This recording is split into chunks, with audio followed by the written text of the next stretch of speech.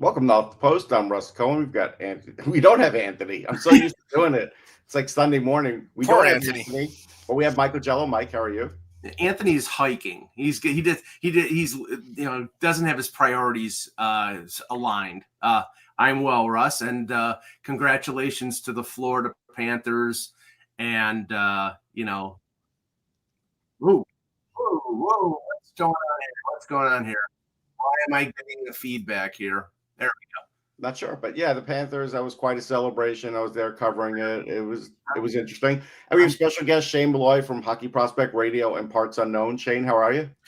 I'm great, and I'm impressed with the Florida Panthers, how disciplined they are. Not necessarily on the ice, but really off the ice as well. So, well deserving of a Stanley Cup final. And I find it interesting that the narrative in the media and amongst the fans is, it's going to be a copycat league and everybody's going to follow the Panthers model. Well, Good luck.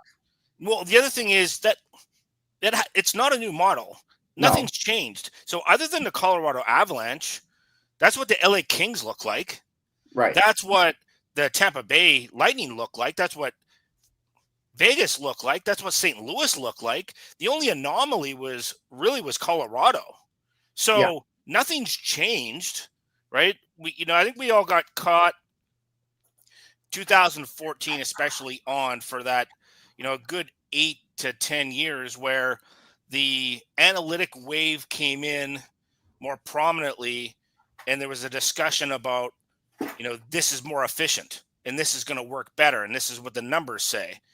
And from someone who uses analytics and statistical analysis every day, they didn't really take into account what really happens in life. There's theory and there's practical application. And the two of them didn't coincide with each other. Now, it's a very valuable tool. However, you have to use it in the right circumstance. So you can't always use a hammer or a screwdriver. Sometimes you got to mix it up a little.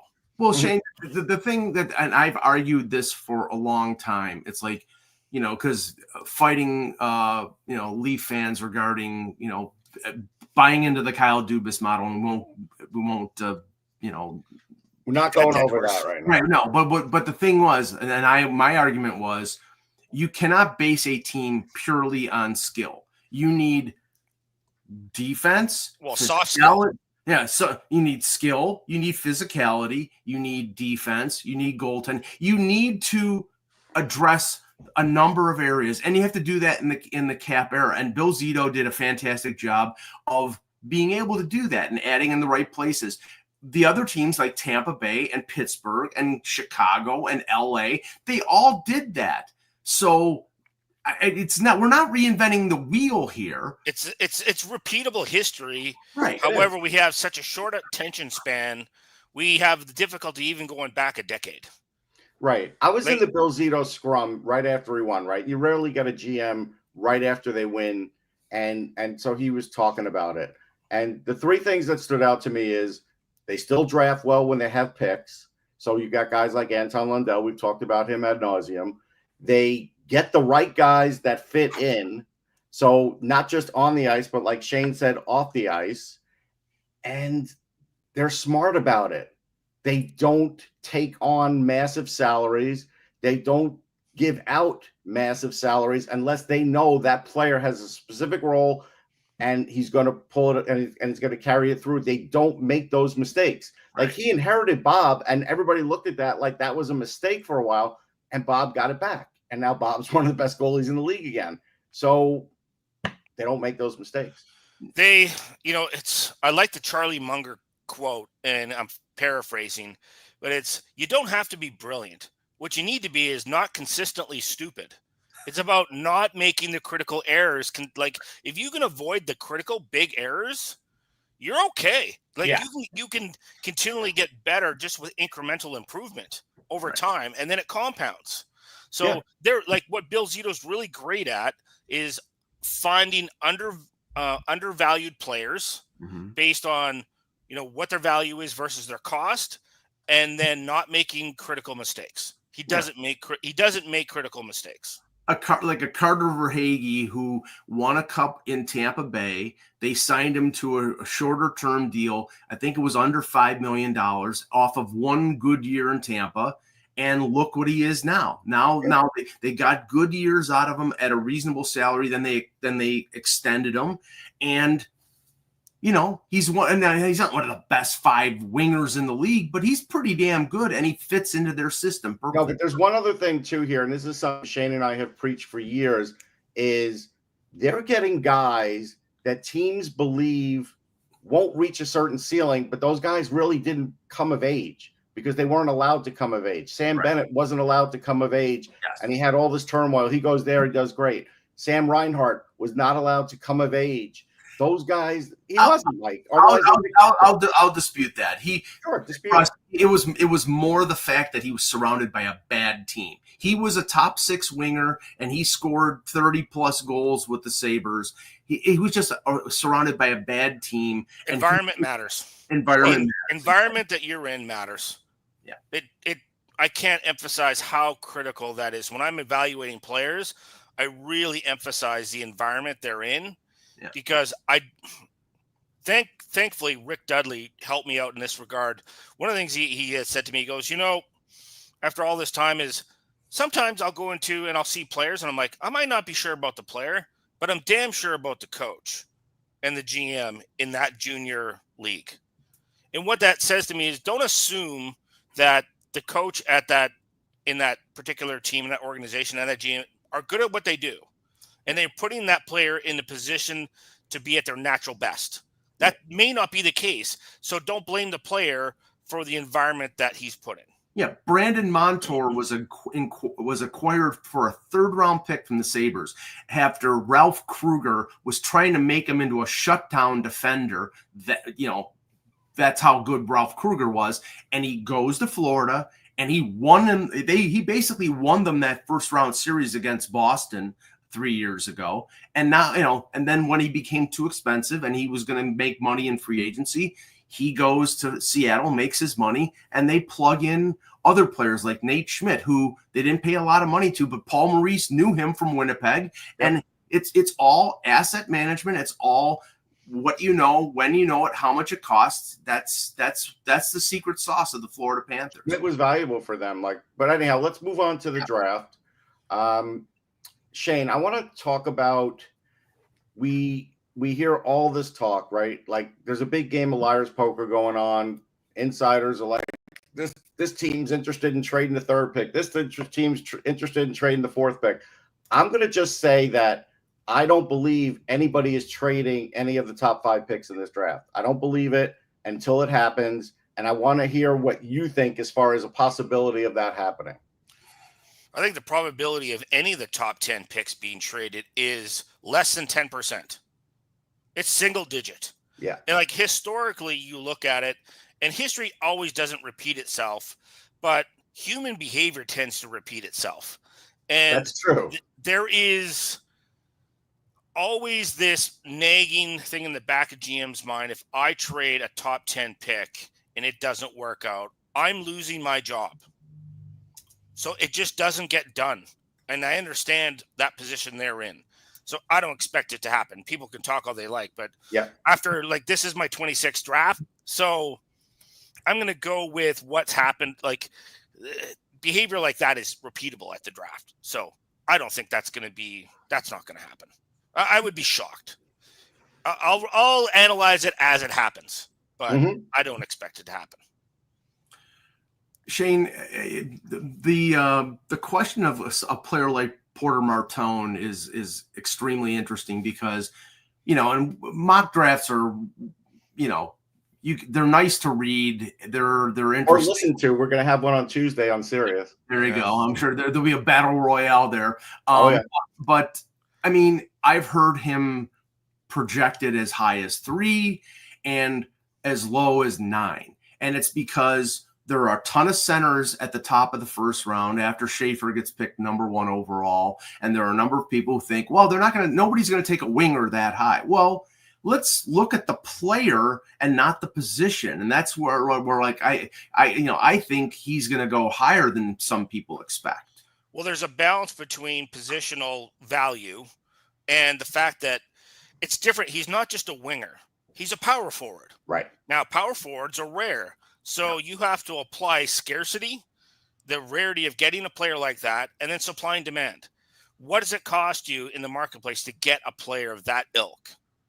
So I have to, in my rankings, I have to balance that, and I admit my bias towards power forwards. So I have to like reduce that weighting a little bit to protect myself from myself, Right. particularly, most importantly, but also understand the value of supply and demand. I'll use this as an example, Mike, as well, is when you're drafting, particularly in the first 2 rounds, but particularly in the first round, you have to take into consideration is when I don't like the nebulous term of best player available because I don't think honestly, I think it's meaningless. I do too. In a grand scheme of things. But one of the things that I think we all need to sometimes consider is when you're drafting a player, you're not just drafting him for your organization. You have to think about what his value is going to be in the marketplace, right? So when you draft that skilled player who's one-dimensional, like if he doesn't hit for you or even come close as he gets into like the 20-21-year-old age group, if he's not hitting for you, no one else is going to want him. So the value of that player doesn't matter if he's a first-round pick, starts to drop like a rock because no one wants your crap. I'll use the Vegas Golden Knights as a perfect example of that. I always push back against the fact that people say they haven't built their team through the draft. I disagree because the reason is they draft players, they do a very good job of evaluating, they develop players, and other teams covet those players in trades. They couldn't make those trades if they didn't draft well and develop well because, again, nobody wants your crap, right? So they're trading off, they're evaluating well, developing well, trade them off because they're in a win now mode. But they still notice that they don't go off and trade their first round picks very often. They'll take the pick anyway, late, and then they'll mine a guy in that really tough zone at the end of the first round, and they find players. So they've done this multiple times, and this ends up. You can be a lesson to everybody else. This is one of the things that I had to learn the hard way is you don't have to learn from just your mistakes. You can learn from everybody else's mistakes. Yeah. So when I look at this from the Porter Martone standpoint is what's his value, not only to your organization, but to the marketplace as well. Right. And the rarity of him being a power forward, which is why I have him 3rd overall. And like Russ can attest to this, I weight centerman so much heavier than everybody else. And defensemen on top of that. So, like all the wingers, skilled wingers tend to be farther down my list because of its value, not only to the organization, but to the marketplace. So I have the only concern that people should have with Porter Martone is his skating. Right. But to me, it doesn't necessarily matter if you understand how he skates. So let's look at Mark Stone and Tyler Toffoli as examples. They're not speed burners at all. But what they do is they understand how to skate the game. Russ, it's like applying it back to the NFL. You have these super fast receivers that blast off the line, but they can only do 2 or 3 different routes because they don't have the ability to understand how to use their speed. They're not good route runners, yeah. Right. So that's what Martone can be. He'd just be a great route runner. Yeah. Right. And understand applying a different sport to understand how you can apply that to the game. Just understand how to skate the game effectively. You don't have to be the McLeod brothers or, hey, here's a perfect guy. Remember Rico Fata? Oh, yeah. Right. I covered him with the Rangers. Yeah. He could skate like the wind in a straight line. And the poor guy would just skate himself right into a dead end all the time. Well, that speed was ineffective. Right. So it's not just if you can skate fast, doesn't mean you're an effective skater. I would say this. He's not going 9th. So whoever thinks he's going 9th, forget about it. If I could place a bet that he's not going 9th, I would place a big bet on that. 100%.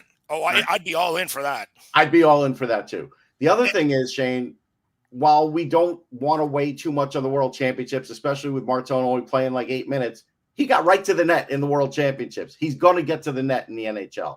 I know that. Yeah, that's not – I mean, none of his skill set – it's all applicable to the NHL. Yeah. This is a lesson I end up having to learn the hard way when I was compiling lists is I went back and looked at historically, what do NHL teams covet at the trade deadline? What do NHL teams covet at free agency? How is the playoffs played, and who are the players that are most valuable? So what's their position and playing style? What are their skilled attributes? What are their, if you can apply it, their emotional, mental attributes? And I took those lessons, and then I looked at all the failures of the style of players that fail, particularly in the first 3 rounds. And I took those lessons and I applied it back to the draft in terms of understanding risk and then how to apply that. And then I started looking at those types of aspects to go, okay, does this player have all these? How many do they have? And apply it back. To me, it's funny because Jason Buka was laughing at me a little bit when he was reviewing my top 32 picks. And I kept emphasizing the B game of players more than their A game throughout like for 2 hours. And it was really because the B game. That's insufferable. I just want to tell people, for you to do that for 2 hours is insufferable, but you don't care. No, I don't. Because it's really about.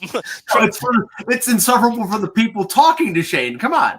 Right. Yeah, no. Jason thought it was great because for him and I, it's about if the A game doesn't work in a player, well, damn, they got to rely on something. If you're that, I'm not trying to like bury kids, but if you look at the one-dimensional players in this draft class, so if you look at Let's look at Arthur Kaliev. He was a perfect example. We talked about him in his draft year, how he's only got one skill. The only thing is, his advantage is he had size. He did. Right?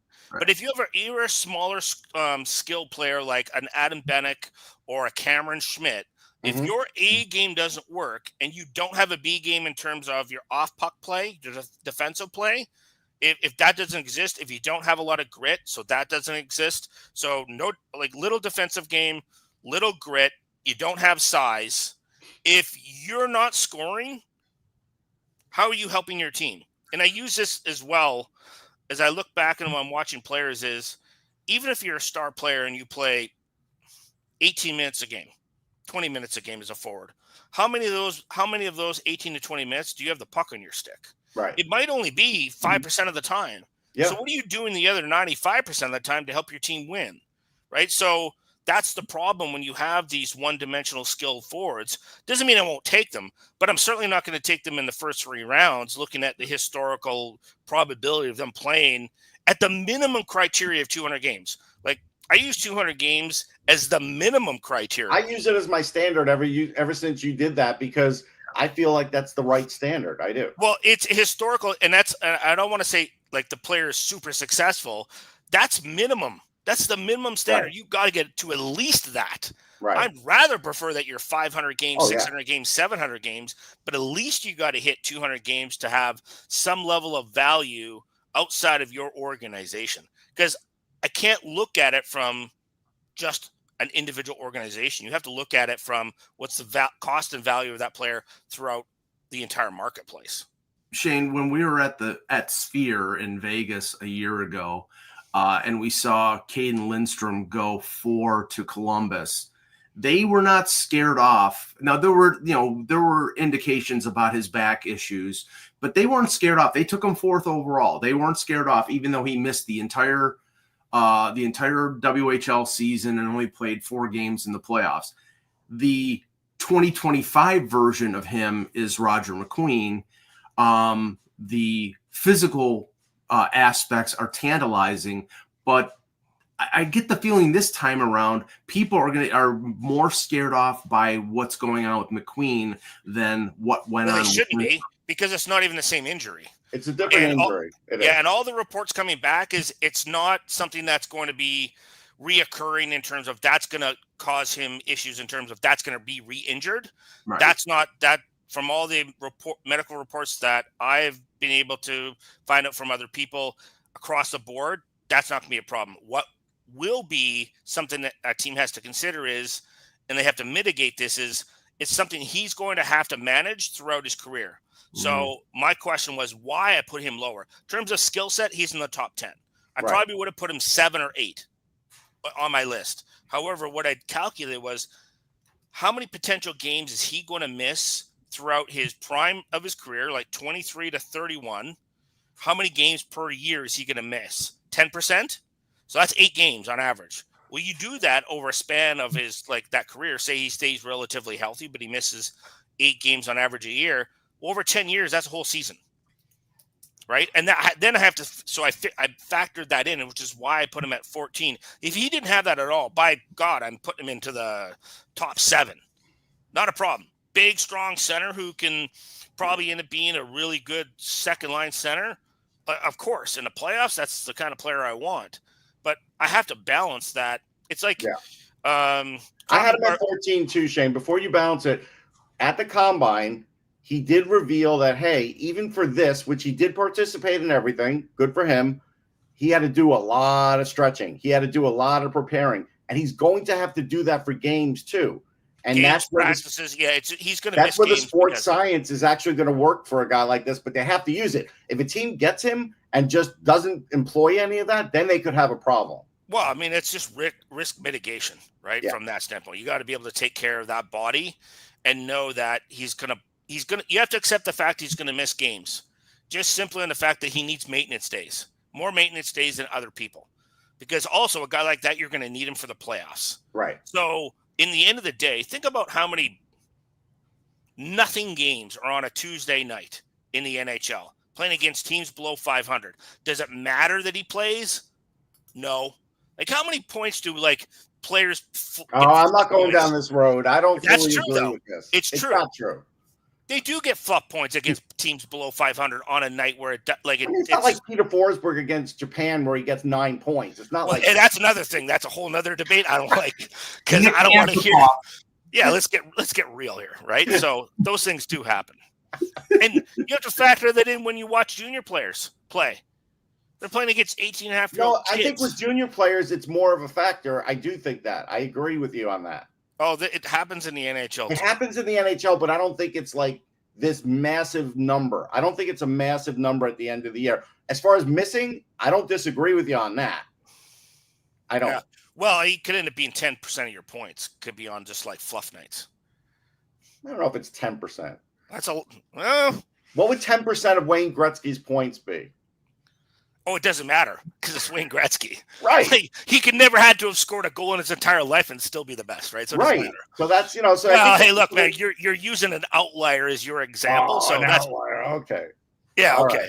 Right. Nice analysis. That's what you come All here. Right. So let's talk about another aspect of this where this is one of the, to me, and I haven't done the hard work, and you may have or may not have, but it does seem like based on the combine, it's going to be one of the bigger drafts as far as players being big. Yes. There were what I estimated was about 10 to 12 players that were under 6 foot at the combine. That was about it. And I think the way this draft is going to go, especially the first couple rounds, it's going to skew big. Like it just is. There's going to be some guys mixed in, but I don't think there's going to be a lot. I don't know what your feeling is. No, I'd agree. Part of it is, the concern, size matters. Like if you're going to be a smaller player, you have to be elite or exceptionally good in a bunch of different attributes to make up for that. So when you look at the guys we'll use, Eric Nielsen, let's look at Adam Bennick, Cameron Schmidt. Those are small players. Yeah, they have a lot of skill, but they're small. And that's the problem is they have to be absolutely exceptional in a bunch of areas. I don't mean good. I mean, very good would have to be the minimum, to almost to the point of borderline elite to make up for those things. And there's going to be teams that will take swings at players like that in the first. I will not be shocked that Cameron Schmidt goes in the first. I don't want him in the first only because I don't think he hasn't developed his B game yet. And he's a very small player. I think he's going to go there because I think there's going to be a team around 27, 28 where they're we still need offense. And you know what? He provides the best chance at offense. Well, here's the thing is we can go back and learn from other organizations. We'll use Vancouver as an example because they've had the poorest draft, efficiency in the salary cap era. But look at some of the players that didn't work out for them. Patrick White wasn't a big guy. No, I remember Schrader, who got all this love, Yeah. Couldn't play. I wrote an article about him. I feel bad now. Like I'm not picking on Jordan, but he's an archetype of a player that when you're looking into this year's draft, like I look at him and go, okay, there's Cameron Schmidt. You know what I mean? Hunter Shikarik, smaller player with skill, but you talked about Hunter Shikarik. You wasn't a very good skater, right? Before the draft that he was not going to be that, and I listened to you on that. I did. And it's just because you start to see you have to be able to overcome the size and in that particular area with certain things. Now, here's a player who has overcome it as an example. Connor Garland. When he was in Moncton in the Q doesn't play a structured game at all. It's a free-for-all for points. By the end of the year, if a guy's close to 40, his whole goal is to hit 40, and the coaches just let them do it. So it doesn't resemble pro hockey in any way. And he played in Moncton and just like buzzed around and did whatever he wanted offensively. But he got to the pro ranks, and the organizations got a hold of him and said, hey, if you want to play, you're going to have to develop a B game, or you're going to be a great point producer in the American Hockey League. What do you want to do? And to his credit, he built up this whole defensive side of his game. Now he's one of the more reliable 5-on-5 players in the league, and he's not a big guy. So you can do that, but it's a willingness to not only do it, but also you have to destroy that self-identity that you have. And the problem is when you hit 14 years of age to 19, and that's all you've been, and that's your self-identification, it's really hard for players to pivot off that. So that's part of the interview process too, as well, is digging that out. Oh yeah. Russ, you and I have talked to players say, so, who do you model your game at? Who do you think you play like? What's your playing style? Who do you think you play like? And they'll say things, and we look at them like, are you crazy? Yeah, like when someone says like Mikko Rantanen, it's like, no, you're not. I don't say that to him, but it's also it's not necessarily you're going to be that player. It's your playing style. I play like that. I'm like you have obviously no self-awareness whatsoever, which concerns me, because then you got to think about if you draft that player, you have to basically rip that identity away. I'll tell you who gave me the best answer for that, right? So Jason Smith was talking, and I said, I cover out of Philly, and I have to say there's some resemblance for you and Travis Sanheim. And he was like, you know what? He's a good player, and I see that. Jackson. And it was like, and that's good. He didn't shoot for Cale Makar. Yeah. He didn't do that. Yeah, there were some big right-handed defensemen who were saying, I project like Brandon Carlo, not Aaron Ekblad. You know what I'm saying? If they were realistic in their mind. Realistic. Yeah. Right. And that says something to me about players. Yes. That is sometimes if you can get the player away from the massive mob of people and get to have a conversation with them, even if it's for 5 minutes, to ask them a couple really 3 or 4 really pointed questions.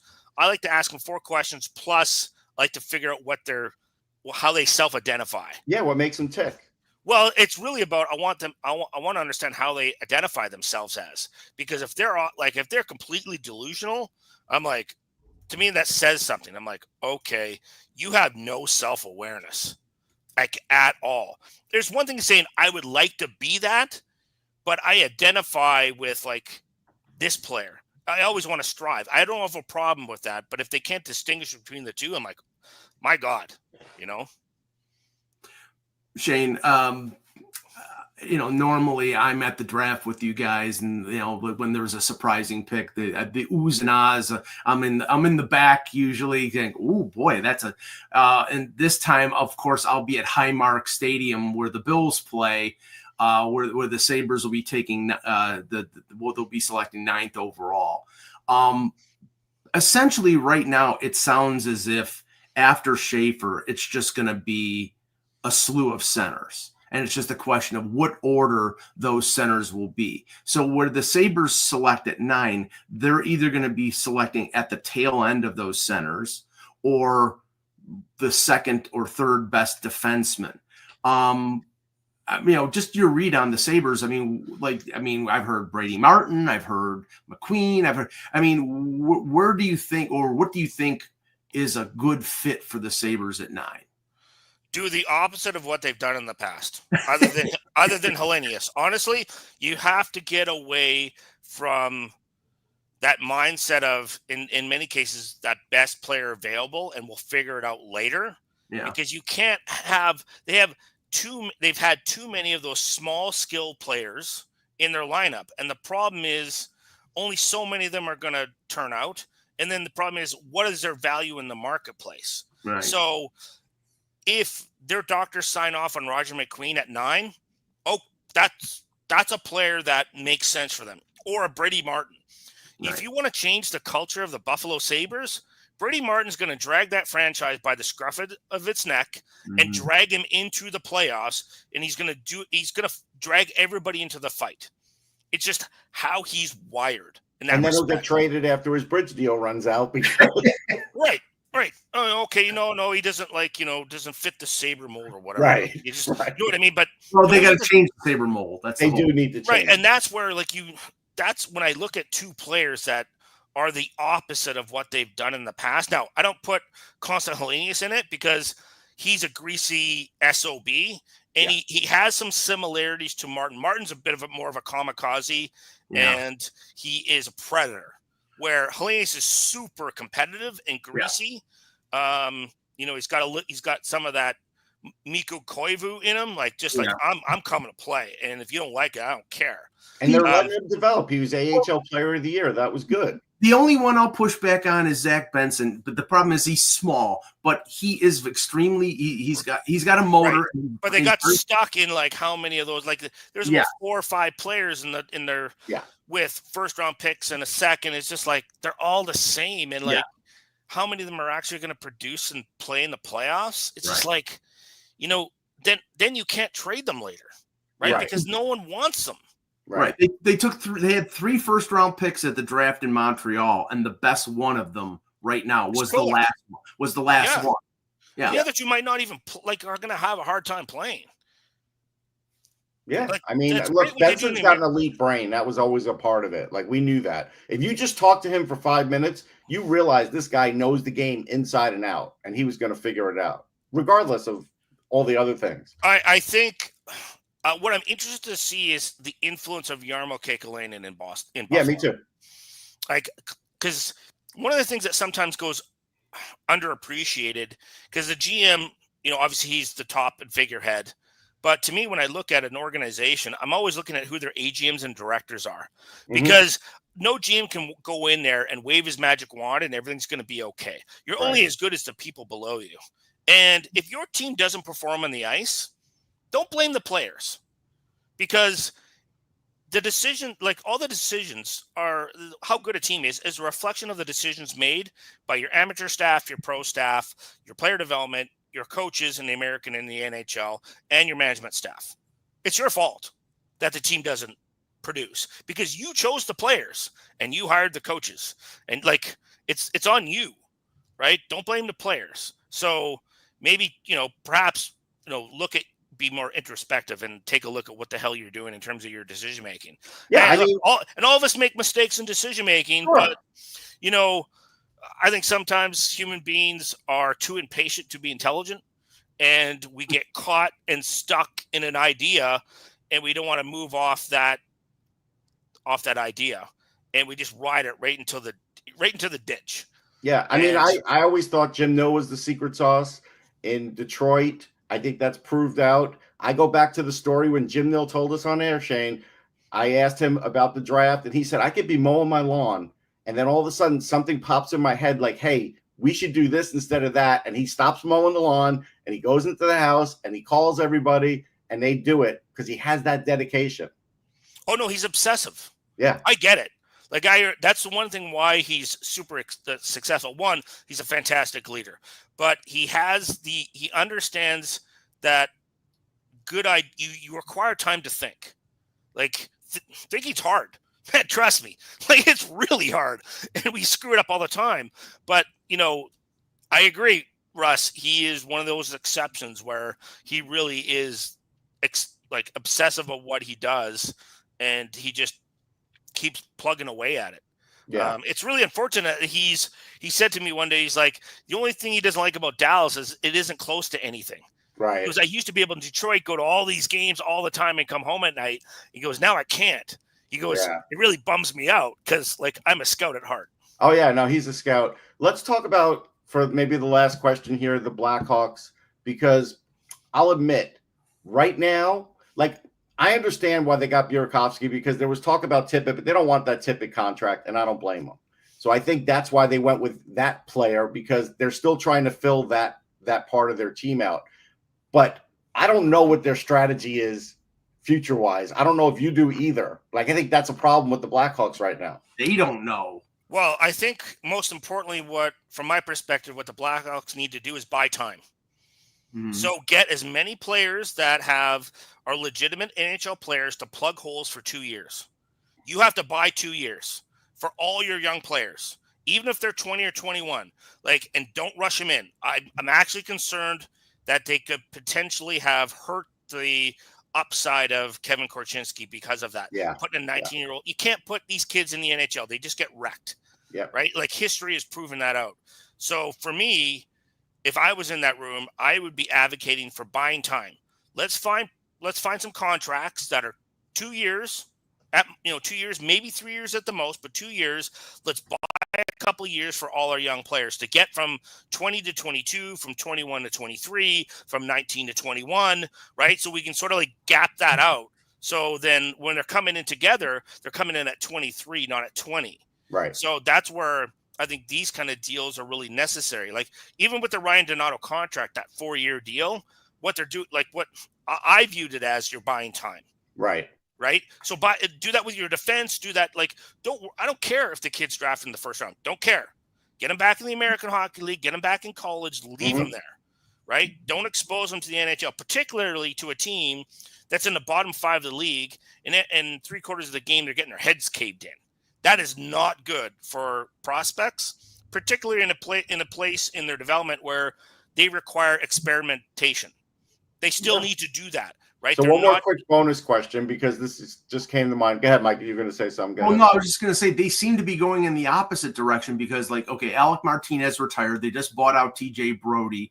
They played. But that doesn't mean they won't replace guys. I would think they would be a home for somebody like Labushkin, who's going to get traded from Dallas, or Matt Dumba. But I'm saying they're getting rid of those veteran guys, and that means, Renzel and Korchinski are probably, at this point. No, they don't have to. They don't have to, but I don't know. Well, you don't have to assume, like, those other two players, unfortunately, the wheels came off, right? They're now at a point where then when you're 35, you're done. Okay, we need to find a couple players to replace them to buy time for 2 more years. So as your example, Labushkin, Dumba, those are perfect examples of guys who can plug and play and play 16 to 18 minutes for you. And their job isn't to help you win games. Their job is to help you mitigate the time is required for those other prospects to develop. Yeah. That's it. So here's the bonus. So here's the bonus question. First thing is, I'll make a statement. I want to give you and Mike McMahon credit for really being on the before everybody else on the NIL stuff. Now, a lot of guys aren't signing now, and it looks like the word is they're waiting until after the draft. Do you believe after the draft there'll be those bigger names will make decisions? No, I think they shouldn't sign. Like, if I'm a prospect or I'm an agent and you're a top 10 pick, there's no reason for you to sign your contract if you're a CHL player. No reason. There's no reason. Because what if you have an injury? Now you need that extra time, but now you can't go to college because you've signed. Right? So but I mean, going to college, like guys that are not in this draft, do you think there's going to be the names, the McKennas and such are waiting just because for some reason they seem to be waiting until after the draft? That's what I've been told. Yeah. And then they're going to go. But I get what you're saying about signing. That's a key thing too, because now there is no rush to sign. I agree with that. No, actually, you're in your best interest not to sign because Misa wants to sign because I think he knows if he doesn't sign, he's going to go to Penn State and play with his brother. But I think he wants to sign. He's the rare exception, I think, for that. I wouldn't. If I'm in his case, I wouldn't do it either because the risk of injury. What if you get hurt and you've signed? Now you can't go to college. Yeah, you can't. You don't have a choice anymore. Right. Now there's some other things behind the scenes I can't reveal, but it would partially change my answer. And when they're revealed, then I will explain like why. That's fine. So, but that's there's going to be how it's strategically done in terms of signing. What we did in the past isn't going to emulate what's in the future because the whole landscape has shifted. And it's in the player's best interest to, as a CHL player, is not to sign right away. You don't need to. You don't need you don't need it because you can actually the money you get in bonus from your contract, you can get it from a college. You can get a college program to give you that money. Yeah. Right? Oh yeah. Right. So it doesn't matter. Even if you're a Canadian, they're going to find a way. Oh yeah. To take care of you. Right. Of course. So I'm going to go if I'm a top end kid. I'm going to Power 5 school. I'm going to Arizona State. I'm going to go to Penn. I'm going to go to a place that has money and facilities. So the landscape here is if a player gets drafted, out of the CHL, he stays in the CHL for a year and then goes to college because if he stays in the CHL, it's the 2-year window, and then he either goes back in the draft or has. Remember, we have a CBA coming. Right. That may change. So don't assume what is in this current CBA is going to apply to the future. Well, right? I would love to see the CHL AHL agreement change so that 19-year-olds can play in the American hockey. Well, no, I mean what they'll do is just go play against young men. This is what the CHL is. They're on average, they're 18-and-a-half-year-old boys. Right. College hockey is 21-and-a-half on average, depending on the conference you're in, but overall it's 21-and-a-half. That's a 3-year difference. Yep. So you go from playing against boys to playing against young men, then the American League is playing against men. So if you're in the NCHC, you're on average, you're playing against 22-year-old players. Right. They may or may not be as skilled, but they're bigger, stronger, faster, more mature, and play a more structured game. If you want to prep yourself, go play college hockey. Yeah. All right. That's it. Shane, thanks so much for coming on. Everybody should check out his list and his incessant tweets. That's it. Oh, more's coming. It's going to be great. All week. It's not a promise. It's a threat. It's coming. And Peter Burst is throwing a bunch more stuff too, so it's going to be fantastic. It's a threat. It's going to be 5 more days of this unstoppable barrage. And people could catch it'll be our live mock draft on Tuesday at noon on Mick's show. And that's it. That's it for Off the Post. We'll catch everybody next time. Take care, everybody.